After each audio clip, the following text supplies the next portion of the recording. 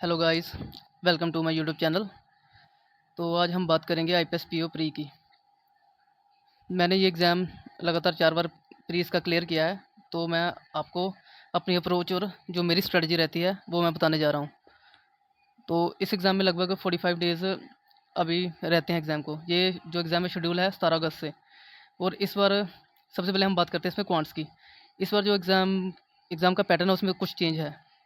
जैसे क्वांट्स में इस बार 35 क्वेश्चन आएंगे जो कि 30 मार्क्स के होंगे। तो आपको इसमें टारगेट करना है 25 नंबर तक। और जो हर साल मैं भी यही करता हूँ।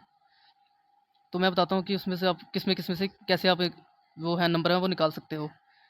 और इसमें सबसे पहले जो आएगा, जो इजी टॉपिक आएगा वो होगा सिंप्लीफिकेशन और अप्रोक्सीमेशन। इन आप इन दोनों में से एक चीज़ आएगी, या तो सिंप्लीफिकेशन या अप्रोक्सीमेशन। और इसके 5 क्वेश्चन होंगे। आप मतलब ये करने लायक क्वेश्चन होते हैं, 2 से 3 मिनट में आप इनको आराम से कर सकते हो। उसके बाद जो नेक्स्ट टॉपिक आता है वो होता है नंबर सीरीज़ और क्वाड्रेटिक इक्वेशन। इन दोनों में से भी कोई एक चीज़ ही आएगी। लास्ट ईयर मेरी वाली शिफ्ट में ये तीनों चीज़ें ही आई थी और टोटल 16 मार्क्स का आया था जो स्पीड मैथ था। और इन ये सब करने के बाद मैंने किया था डीआई, जिसमें से एक टेबुलर थी और एक शायद पाई चार्ट थी।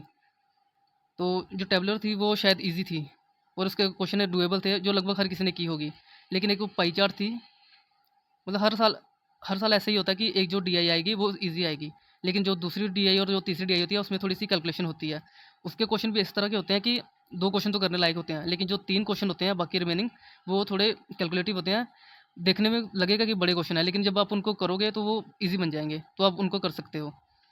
इतना सारा करने के बाद जब आप 15-16 नंबर निकाल लोगे, उसके बाद आप ऐसा कर सकते हो कि अर्थमेटिक के जो आपके सबसे स्ट्रॉन्ग टॉपिक हैं, जैसे परसेंटेज हो गया, रेशियो हो गया, टाइम वर्क हो गया, एजीज मिक्सचर, मतलब जो आपके स्ट्रॉन्ग टॉपिक हैं आप उनका एक एक सवाल करके आप 23-25 तक पहुंच सकते हो आराम से। और आपकी ये स्ट्रेटजी रहनी चाहिए। इसका ये ऐसा हिसाब नहीं है कि क्लैरिकल वाला कि आपको 35 के 35 ही करने हैं, उसके बिना आपका सर्वाइवल नहीं है। क्योंकि लास्ट 4 ईयर से जो कट ऑफ जा रही है मैक्स टू मैक्स वो 55 के अराउंड जा रही है।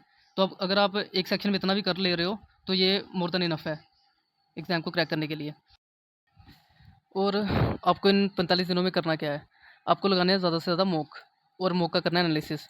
जो मॉक मैं सजेस्ट करूँगा आपको वो है प्रैक्टिस मॉक, गाइडली और स्मार्ट कीड़ा। इनका जो लेवल रहता है वो काफ़ी रेलिवेंट रहता है और टू द पॉइंट रहता है। गाइडली का थोड़ा हाई हो सकता है, थोड़ा मतलब एग्जाम से इन तीनों का हाई होगा। लेकिन अगर आप इससे प्रैक्टिस करके जाओगे तो आपको डेफिनेटली एग्जाम में बेनिफिट मिलेगा। तो आप रोज़ का मॉक लगाइए, उसमें से जो आपके सवाल फंस रहे हैं, जो क्वेश्चन फंस रहे हैं, उनको आप फिर एनालिसिस करिए। और एक मॉक लगाओ और कम से कम रोज़ की एक किसी न किसी एक टीचर की क्लास ज़रूर लगाओ। ऐसे आप आशीष अरोड़ा सर की लगा सकते हो, या हर्षल अग्रवाल सर की लगा सकते हो, या कौशिक मोहंती की लगा सकते हो, क्योंकि ये जो करवाते हैं प्रैक्टिस क्वेश्चनों की वो एग्ज़ाम के वो टच करवा देते हैं। और आप जब मॉक भी दे रहे हो तो आप टारगेट करो कि मुझे एटलीस्ट 25 क्वेश्चन तक तो करने ही करने हैं। आप उस चीज़ को ही टारगेट लेके चलो।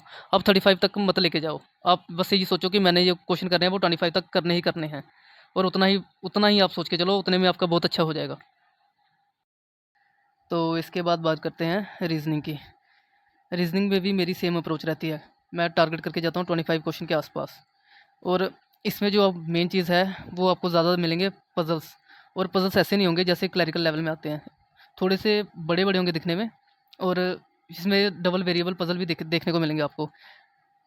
लेकिन ये जो भी मतलब पज़ल होते हैं, अब चाहे बड़े दिखने में बड़े लगें या फिर छोटे हों, वो लगभग 2 पॉसिबिलिटी में सॉल्व हो ही जाते हैं।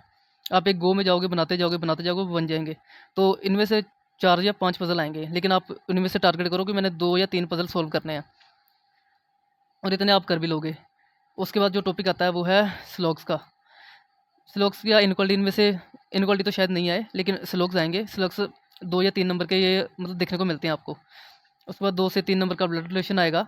और शायद आपको चाइनीज़ कोडिंग भी मिल जाए 5 नंबर की। और डायरेक्शन या ऑर्डर एंड रैंकिंग का सवाल मतलब कोई ना कोई देखने को मिलेगा। इसमें भी आप सेम स्ट्रेटजी फॉलो करो। आप 25 क्वेश्चन को टारगेट करो। तो अगर आप 20 भी कर पा रहे हो इसमें तो वो भी मतलब इनफ है। तो आप उतने में भी आप एग्ज़ाम क्रैक कर लोगे।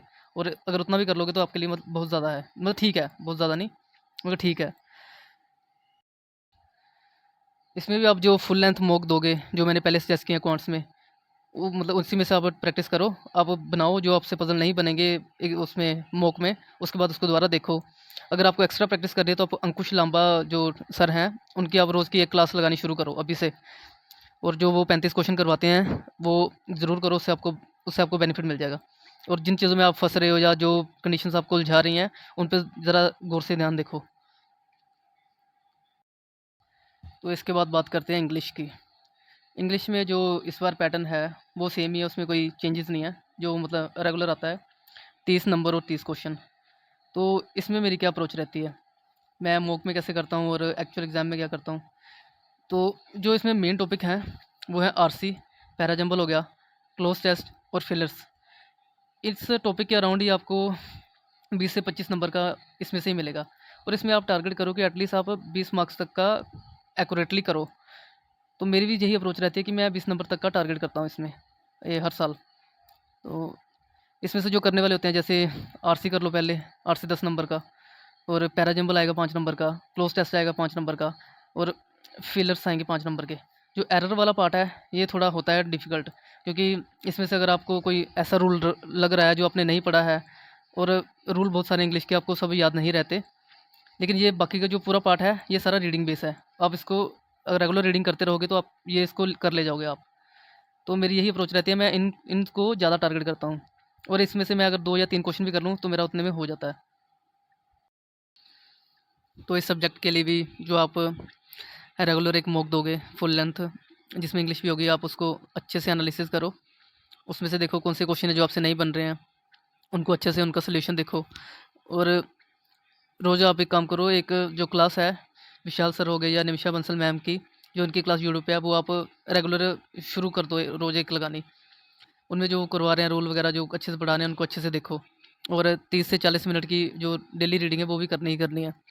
इसमें ऐसा नहीं कि अगर आप बहुत हाई लेवल इंग्लिश पढ़ रहे हो, जैसे एडिटोरियल द हिंदू के जैसे एडिटोरियल आते हैं, वो एडिटोरियल उनका लेवल बहुत हाई होता है।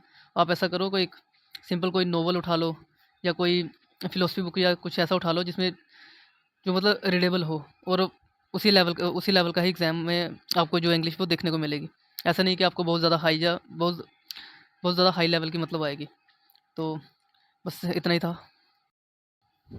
तो आई होप आपको ये वीडियो पसंद आई होगी। तो मेरी यही अप्रोच रहती है तीनों सब्जेक्ट को लेके। तो इसी के बेस पे मैंने एग्ज़ाम जो है मैंने प्री क्रैक किए हैं 3-4 बार। तो अगर आपको वीडियो पसंद आई है तो लाइक, शेयर और सब्सक्राइब करें, और ऐसे ही वीडियो देखने के लिए दोबारा से इसको चैनल को सब्सक्राइब करें।